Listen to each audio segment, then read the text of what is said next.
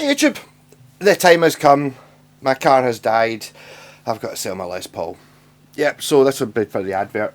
So the first 2 minutes will be talking about guitar, I might have a wee jam with it, the rest of it. So this is a 50s tribute,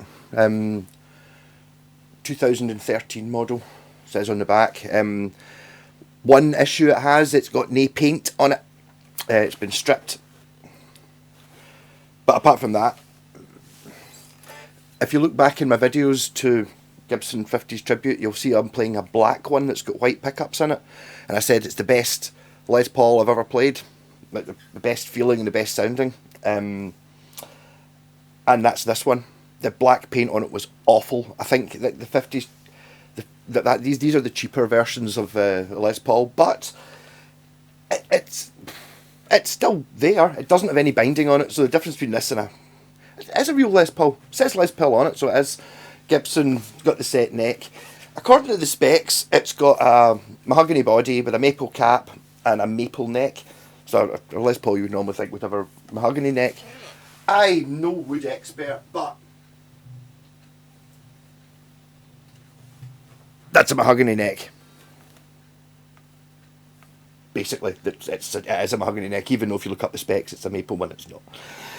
So, we've still got the carved maple top. On these ones, it's not bookmarked, so it's not meant to be. But I mean, if you say that, it's actually got a really nice grain to it. Obviously, this is it dry. I've had this for about a year. The plan was I was going to get my friend to paint it. That never came up, and then I had thoughts of it. What would be the sensible? See if you were going to try and make money, which you could easily do with this. See if you made this into like a gold top, like a relic gold top thing, and then maybe put cream pickup covers on. Not the pickups are still Gibson P90s, but it would be worth a lot of money. I'm not a huge Les Paul fan myself, but I much prefer this one to every other one I've ever played.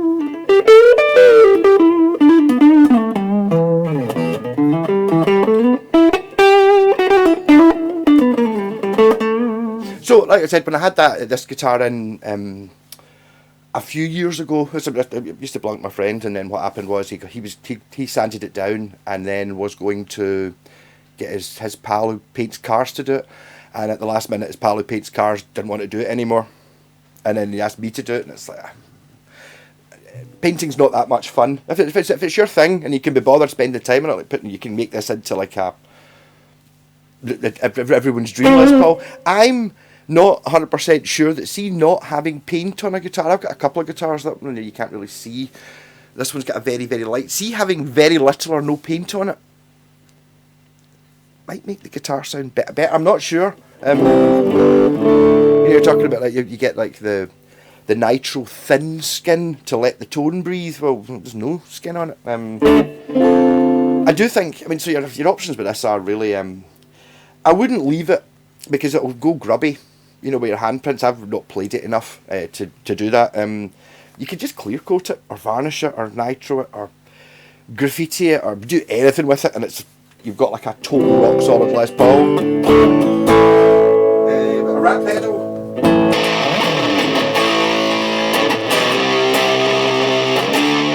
And the P90s in it are phenomenal.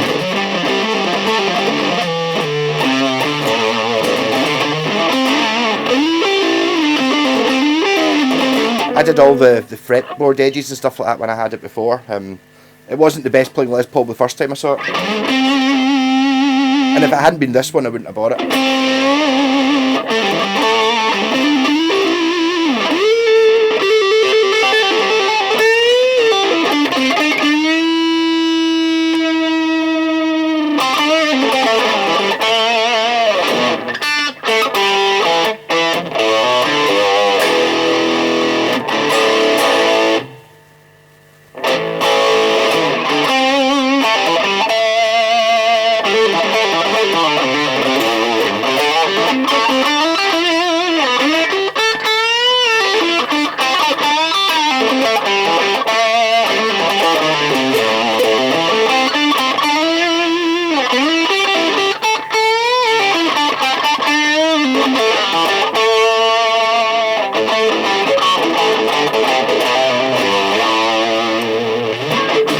you know, humbuckers like the distorted sound, but P90s can do the clean as well. Get some Hank Marvin on the go.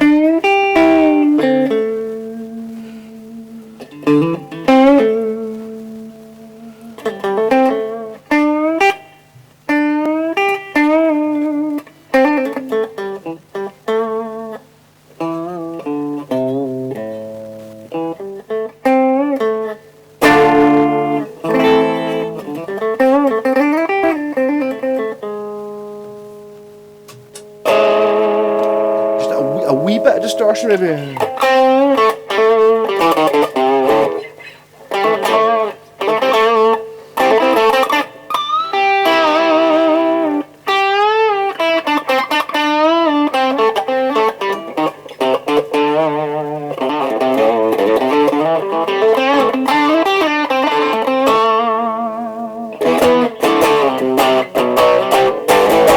So I reckon these guitars are going to go up in value like mad over the next few years because Gibson are no longer making cheap guitars. I think the cheapest Gibson's now up at $2,000 or something like that. So you're picking up this the time when everyone thought they weren't good, but it's like, I don't know. It's like where you save money. There is a fair amount of time and money to be saved by not painting a guitar. So the thing with the tribute ones is they kind of never really finished the frets, so I've done that. They never rolled the edges, so I've done that.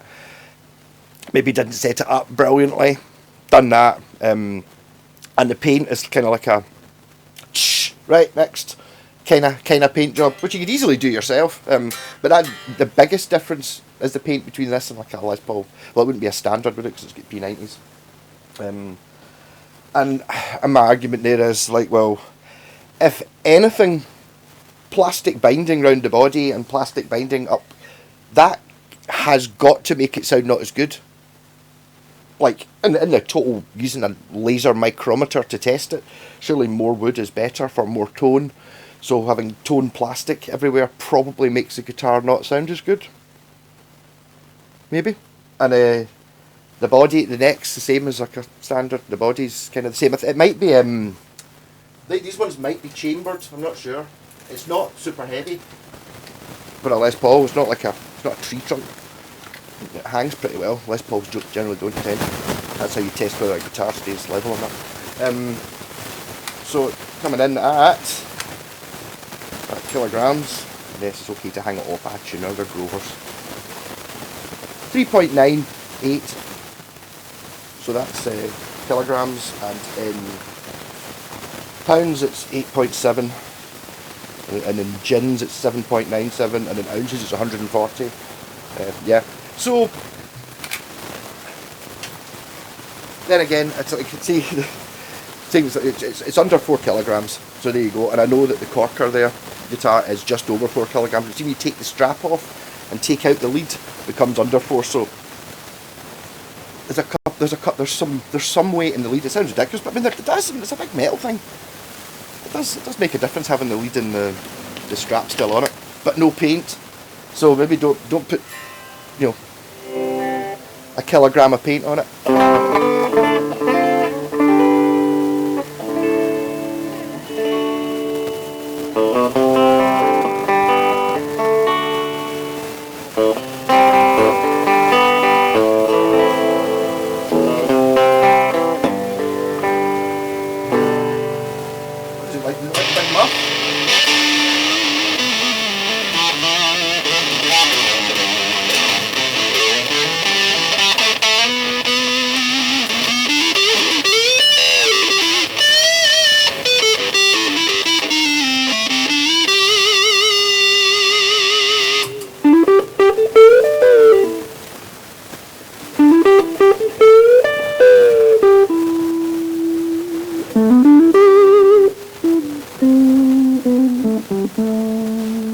Get a jazzy sound, neck pick up all the tone off. That's what these were originally meant for, wasn't it?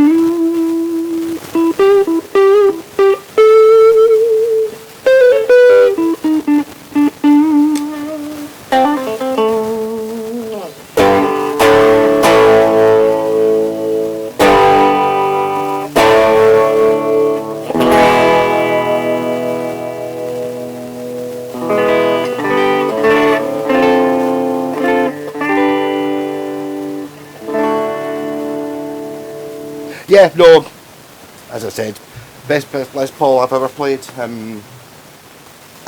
It could do with a bit of a paint job. It's at my pal who sanded it kind of burnt through a couple of bits, so it's not. The top is really good. You could get away with a clear coat on the top, but there's a wee bit of a mark there. I think I don't know whether that's just not finished sanding or a bit of filler. And there's a couple of wee scuffs kind of around the edges, which would maybe not super smooth. But I think it's just I don't know how he sanded it. Yeah, so goodbye Les Paul. Hopefully we'll swap for car with MOT if it comes down to it. But there we go. And it's like, again, I should have taken a better photo of it, the old Tonewood debate. I'm saying that I'm assuming, well, to me that body looks like mahogany. It's meant to be mahogany, right? And to me that, yeah, I'm not going to argue, I think that is mahogany. The thing is that piece of wood the neck's made of looks to be exactly the same as that. There you go. Also, these don't have that terrible textured thing you get on the really expensive Gibsons, where it's like the Ford Orion dashboard, scratchy plastic. It's just plain plastic, which is nicer. I was just about to say something else there, I can't remember what it was though. Yeah, the electrics are, it's an option, I could do it for you if you want, it's the PCB. So to strip this, take this to bits, you don't need to do any soldering at all. It's just, it's like a PCB with the pots on it, and then you've got like a fan clip.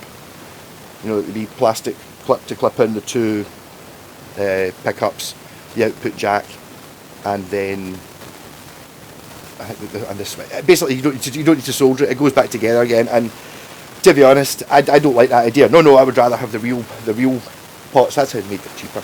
But the actual pots are good, and it's all good. It's just a bit annoying if you ever have to replace something, but we'll do that later. And when I got this, it was like, do I paint it before I build it? And then it was like looking at it going, no, hold on, it's got and honestly it was 10 minutes to get this from just a bag of bits, put it back together again, and it all went back together exactly the way it done, because I did all the setup work on it like 2 years ago or whatever it was. So it's all set up, low action, playing amazing, no buzzing, no ringing, very little fretwear.